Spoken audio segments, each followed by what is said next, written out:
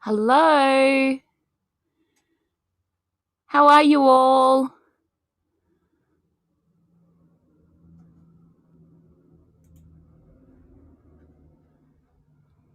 Morning, Kane. Daz. Hi, Rob.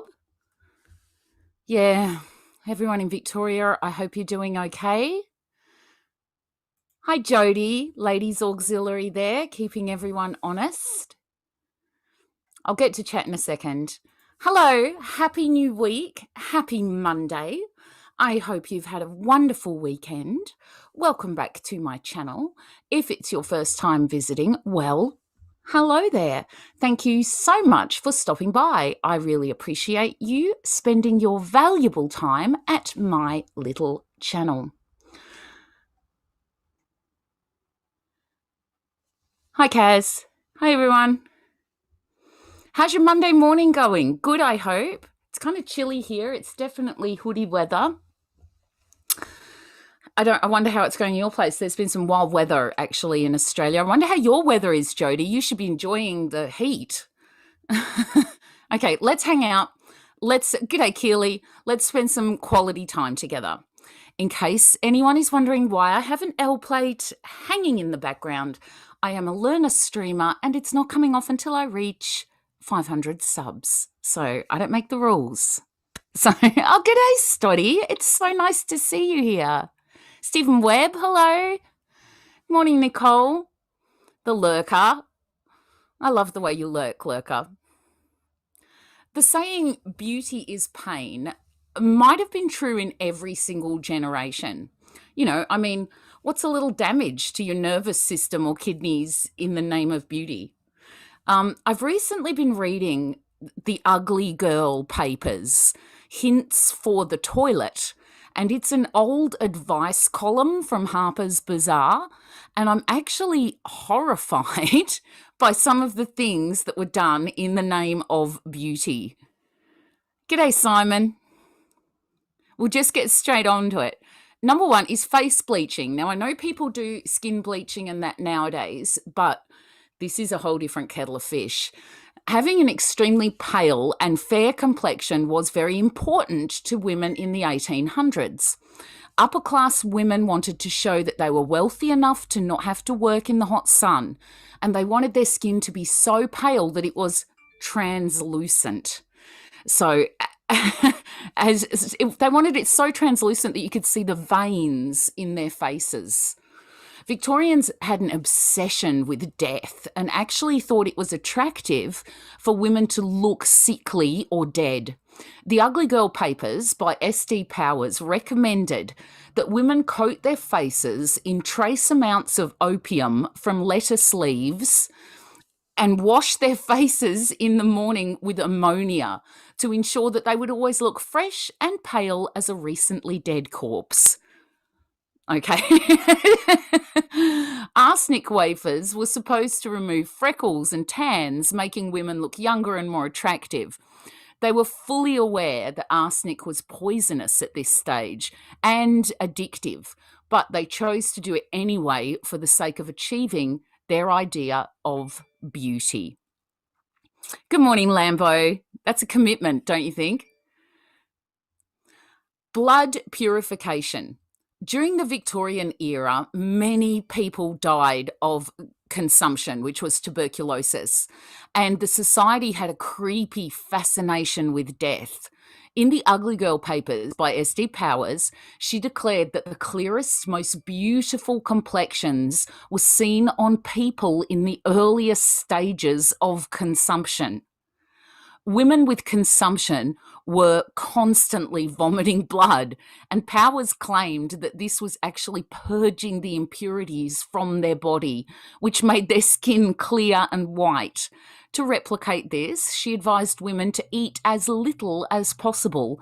This allowed them to maintain just enough strength to function whilst also weakening their bodies. Powers suggested that a meal plan that consisted of a handful of strawberries for breakfast, half an orange for lunch, and cherries for dinner. And if you really, really had to, it was okay to have some warm, thin broth. SD Powers also believed that ammonia carbonate and powdered charcoal was a must in any woman's beauty regime. Now, these toxic chemicals were supposed to sit on the women's faces. And in addition, women were instructed to take a variety of medications every 3 months to purify their blood, although they were really making themselves sick to achieve the look of being close to death. Does anyone else find people who are close to death attractive? Because you may need to see a doctor. I'm sorry. Number 3 is tapeworm dieting. Corsets were really popular during the Victorian era to make women's waists as tiny as possible. To lose weight, some women would swallow a tapeworm pill on purpose. The parasite would then hatch inside the stomach and devour any food eaten by the woman.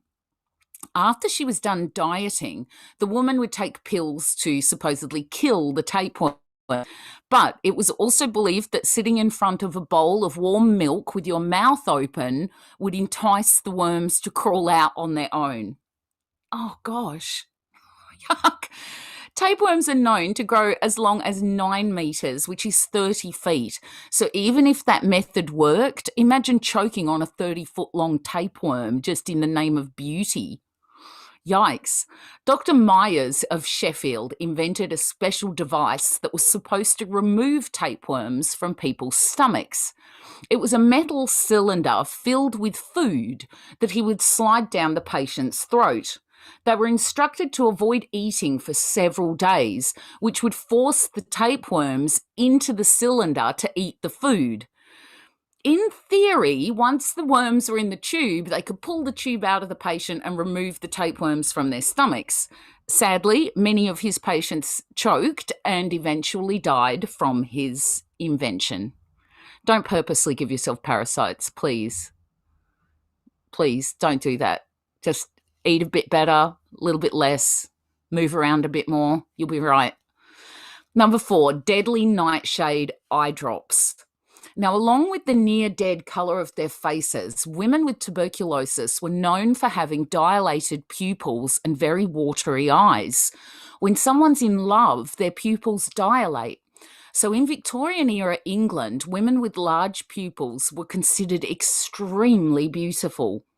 To achieve this look, they would use eye drops containing deadly nightshade from the Belladonna plant. I believe Belladonna is Italian for beautiful woman. So the Belladonna plant is one of the most poisonous plants in existence.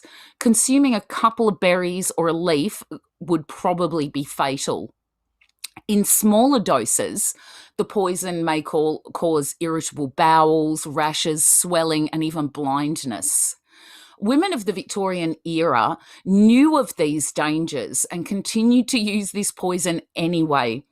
In fact, in her later years, Queen Victoria used belladonna drops in her eyes in an attempt to get rid of her cataracts. Although the drops didn't cure her condition, her eyesight still improved because her pupils were dilated. So she continued to use the drops and refused to have any surgery. Yeah, well, we'll be getting onto that. Hi, Kynan. We'll be getting onto that, Kynan, because she wasn't the only one. She may have been one of the first, though. 5, poisonous dental hygiene. In the Ugly Girl papers, SD Powers recommended swallowing a teaspoon of poisonous ammonia mixed in a glass of water to improve the breath and prevent the decay of teeth for someone with an acid stomach. I think we call that acid reflux now. For toothpaste, she recommended using the scrapings of burnt toast or charcoal twice a day to clean your teeth. In the guide Personal Beauty, How to Cultivate and Preserve It in Accordance with the Laws of Health, there's a title for you, the author recommends that if someone's teeth are beginning to rot, they should use a mouthwash made with brandy, spirits of camphor, and myrrh. Now, swallowing spirits of camphor can lead to death, although it is used for infections and healing in like Vicks Vapor Rub and things like that. But don't swallow it. For toothaches, you could always just nip down to your local pharmacy and grab some cocaine lozenges. They were easily available for purchase at a local pharmacy, and they were also believed to cure coughs and colds. Obviously, these lozenges must have been popular because people became addicted to them. And they probably didn't even worry about their cold, just nip down and get some cocaine lozenges. How awful. G'day, Gav. Number 6, chemical hair removal. Now, even though we use chemical hair removal nowadays, back then it was a different kettle of fish again. SD Powers had a variety of suggestions for hair removal, including a seemingly harmless practice of drying out the skin with a paste of wood ashes so that the hair would simply rub off. Not all of her hair removal ideas were so innocent, though. She also suggested killing 2 birds with 1 stone by whitening your forearms and removing hair at the same time. For this, she advised her readers to use chloride of lime, which is a chemical that they use to bleach cotton, followed by a vinegar rinse. At the very least, she told women to do this by an open window. That was very considerate of her, and even admits that the chemical can eat away at your skin if you leave it on for too long. Now, we're getting on to the very famous cases of, number 7, mercury and lead eyeshadow. Fine Victorian women did not wear eyeshadow since women wanted to look as natural as possible and did not want to be pegged as fallen women. They mainly focused on their complexions. They used little eye makeup and focused more on sculpting and filling in their eyebrows. However, they could get away with homemade creams above their eyes, just to make them stand out. Some women would make light brown eyeshadow out of cold cream and crushed cochineal beetles. They weren't the only ones to use beetles. In fact, there was too many cases of weird makeup. I'm going to have to do another part of this one.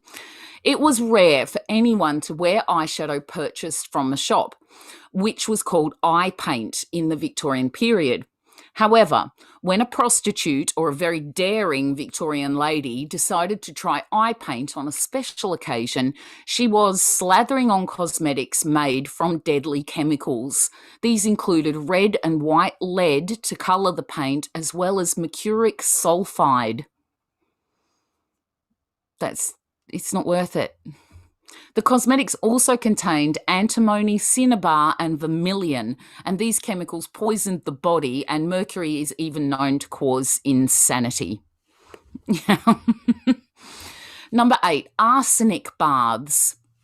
This is one of my favourite ladies. Lola Montez was a famous actress during the Victorian era. She gave much more practical beauty advice than even SD Powers in the Ugly Girl papers. Lola Montez was the Victorian equivalent of Gwyneth Paltrow with Goob. Montez wrote her own book called The Arts of Beauty, or Secrets of a Lady's Toilet. According to her book, as she was travelling in Bohemia, she learned that it was common for women to take baths in and drink out of arsenic springs. She admitted that it was extremely dangerous, but at the same time she admired how wonderful their skin looked as a result. She also explained that if women did not continue with the habit on a regular basis, they would die.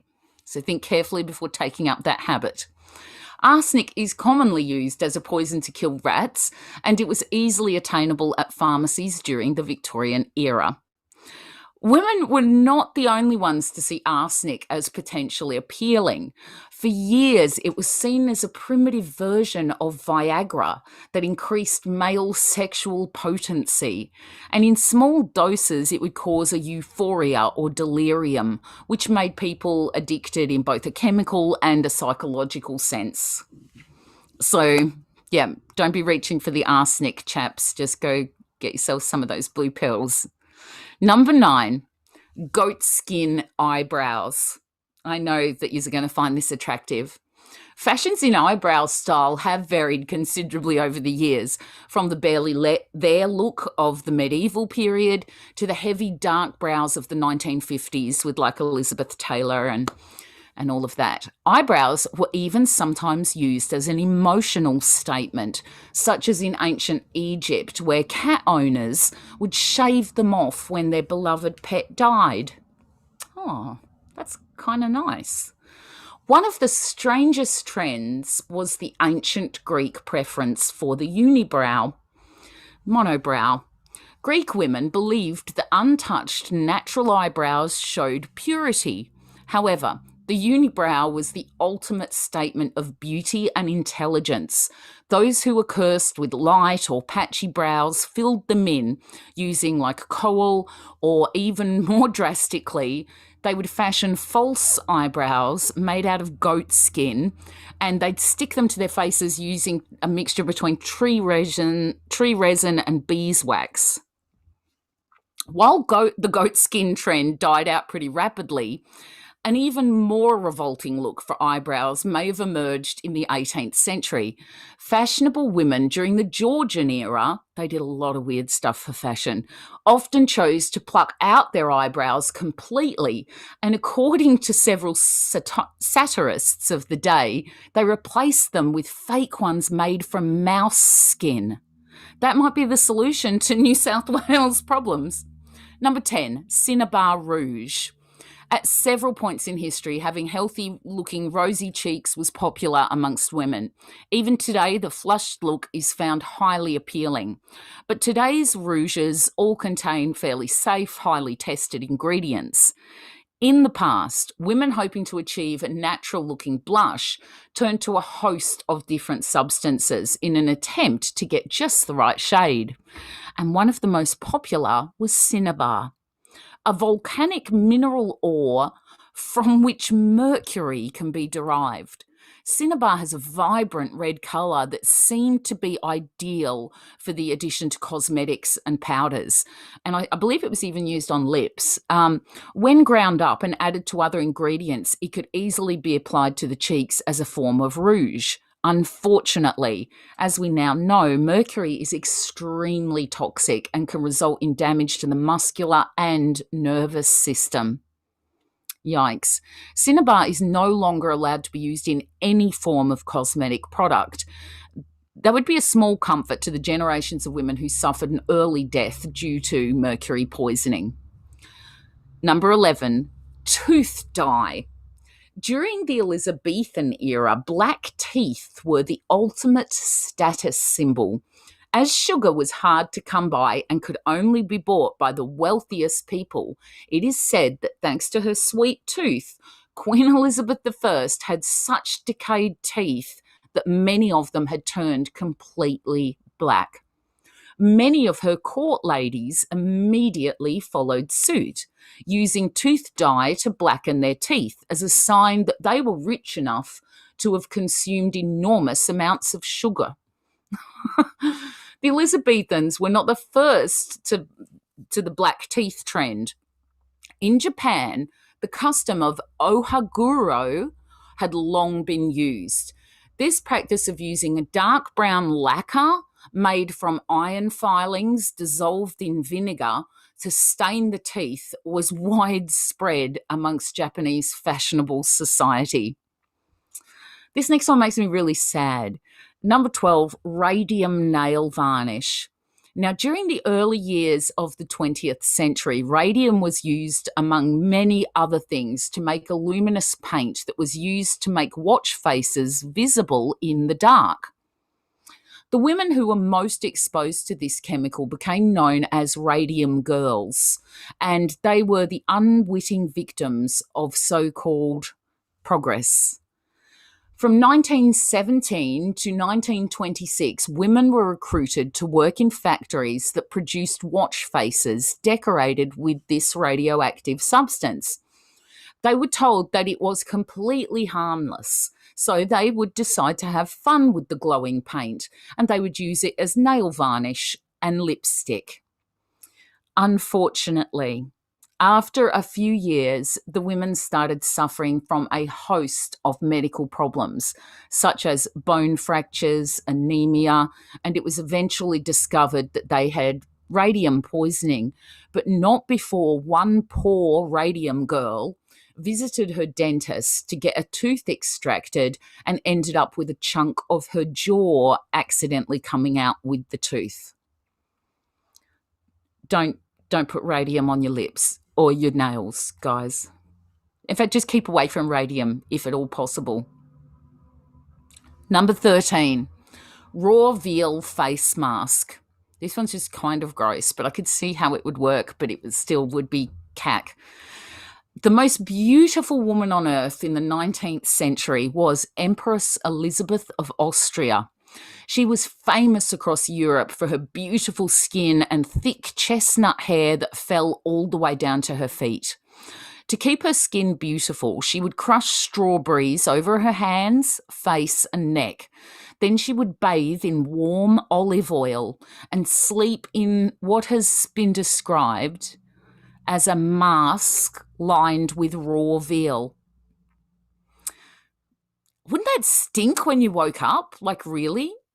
It was actually the closest thing she came to actually eating food. Her favourite dish was pressed extract of chicken, partridge, venison and beef. And even then she would wrap herself in a corset so tight that her waist measured only 49 centimetres and 19 inches around. She spent 3 hours each day getting her hair done, mainly because it was so long. They would tie it up in these intricate knots and sew it together with ribbons, and her hair would get so heavy that it would give her headaches. So she really needed that fresh piece of veal to go to sleep with. It would stink though. Even one night it would stink. 14. Stewed pigeon water. The French queen, Marie Antoinette, had a reputation as a world-class beauty, and she was determined to keep it. Like Empress Elizabeth, she would go to bed with a face mask, but Antoinette's was made of cognac, eggs, powdered milk, and lemon.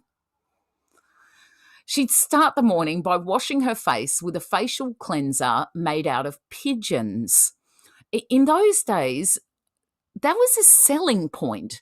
The product came proudly labelled with the label Eau Cosmétique des Pigeons and a little ad promising that every bottle had been made with 8 pigeons stewed into it. Then she would get dressed for the first of 3 times each day. As Queen of France, Marie Antoinette was expected to never wear the same thing twice. And so each year she would spend a fortune on clothes, the equivalent of about 4 million today. That's still less than Meghan Markle. So be warned, Meghan Markle, people don't take kindly to that. She may even have indulged in popular French fashion of tracing her veins with a blue pencil. At the time, the women of France wanted to be so thin that they were translucent, so they draw their inner workings of their body onto their bodies, trying to convince men that they actually had transparent skin. Do you guys want us to start doing that now? You want to see our veins? 15. Scheele's green. If beauty is pain, then Scheele's green is one of the most beautiful colours ever. Carl Scheele was a chemist in Sweden when he created the pigment in the 1770s. The pretty green hue, and it is pretty, was cheap to make and easy to use in all sorts of items from clothing to wallpaper. And that's the problem, because Scheele's green was made with arsenic. The gorgeous green was used in ball gowns and curtains, pretty much any home fabric. In fact, the arsenic-infused pigment may have contributed to Napoleon's death because he loved it. Since Scheele's green was a hot colour in Victorian Britain and elsewhere in Europe, he wasn't the shade's only victim. Scheele's green was used in fashion for about 100 years. That's a century of death for beauty. Before another chemist decided to take a good look at the pigment and discovered its true nature. It makes you wonder what we are doing to ourselves that our descendants will look at with disgust and horror. Probably plastic surgery, probably body modifications. They'll be horrified by that, I'm certain. Let's have a look what you guys have to say. Yeah, exactly, Michael Stott. Whenever I came home from school with a black eye, my mum would grab some steak and stick it on that. Yeah, I'm sure the veal worked. I'm sure it was great, but I'm just saying, wouldn't it?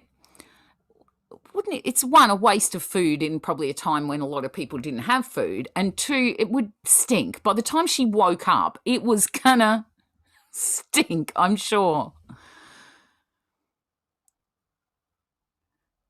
Yeah, I don't know what was with them and arsenic. They loved it, didn't they? Okay, let's have a Captain Cook at the news today. A killer AI drone hunted down humans without being told to, warns a bombshell UN report. The explosive carrying quadcopters, which were deployed during an engagement between rival factions in the Libyan civil war, are thought to have deliberately crashed into targets without being ordered to by a human controller.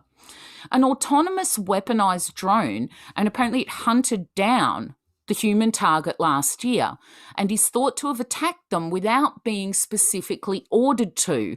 And this report has now gone to the United Nations.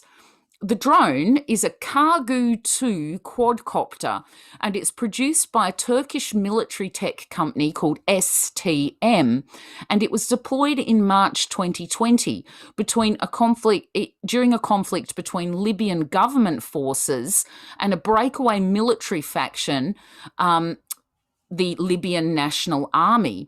So the Kargu 2 is fitted with an explosive charge, and the drone can be directed at a target in a kamikaze attack, and it'll detonate on impact. This one decided to do it itself. Terminator, anybody? I don't know what's worse, having these AI robots that can do that, or them being in the hand of rebels. I don't know what's worse. Today, in history, May the 31st, in 1621, Sir Francis Bacon was imprisoned in the Tower of London for one night. He was lucky. In 1813, in Australia, Lawson, Blaxland and Wentworth reach Mount Blaxland, marking the end of a route across the Blue Mountains. And yes, that Wentworth is the same chap we spoke about in the Hellship Neptune video. In 1879, Madison Square Gardens opened in New York, named after the fourth president of the United States, James Madison. Yeah, maybe it did, Stoddy.